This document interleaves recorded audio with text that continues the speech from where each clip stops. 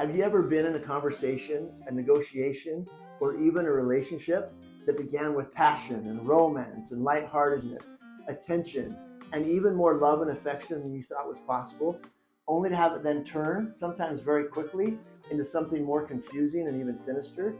If so, you might have been stuck in a love bomb cycle and not even have known it. The love bomb cycle typically starts when someone isn't getting their way or what they want out of a situation or relationship. It usually looks something like showing lots of love, gifts, flowers, approval seeking, agreeing with whatever you say, suddenly doing projects or other things that you've been wanting them to do that they haven't been willing to do up to now. Really going with the flow. The intent of the love bomb is to soften you up in the hopes that you'll give in to whatever it is that they're wanting you to do. This might be buying something they want to buy, going someplace that they want to go, maybe like a boys' trip or a girls' trip. It could just be acquiescing to having sex with them, or more seriously, not separating or filing for divorce. The key with the cycle isn't about whatever the content is, it's the process that someone goes through in an attempt to deal with an issue. This stage is typically followed by begging for whatever they were or are wanting. Then, if the line is still there, if the answer is still no, if the boundary is still there, they get angry and upset. And that frequently looks like throwing some kind of a fit. At this point, the cycle typically swings back around to the love bomb stage, depending on how the other person has reacted. So what's wrong with this? What's wrong with this cycle? First off, and foremost, the problem is that there's an element of manipulation.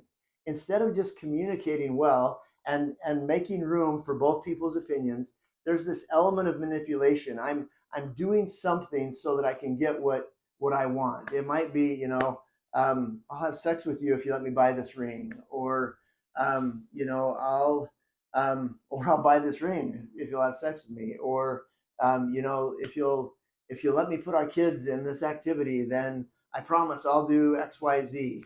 It's this element of manipulation, and it doesn't work in a situation because of that. There's not the love bomb behaviors aren't altruistic. They aren't sincerely just showing love, and therefore, because there's this element of manipulation, it doesn't feel good and it ends up backfiring.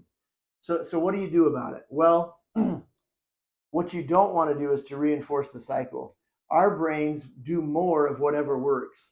And so if you respond to somebody love bombing you by giving them what it is that they're looking for, then in their brains, they're like, oh, well, that's the way to get what I want. And so then that encourages, that reinforces more of that love bomb behavior. And so you've got to hold the boundary. Now, that doesn't mean that you should get your way all the time either, right? Because a relationship is about balance of give and take. But you don't want to let this unhealthy love bomb cycle work. And so you hold the boundary, you communicate clearly, you take time to listen to where they're coming from and what it is that they're wanting and why. And ideally, you look for a way for both of you to get the things out of the situation or the relationship that you're looking for.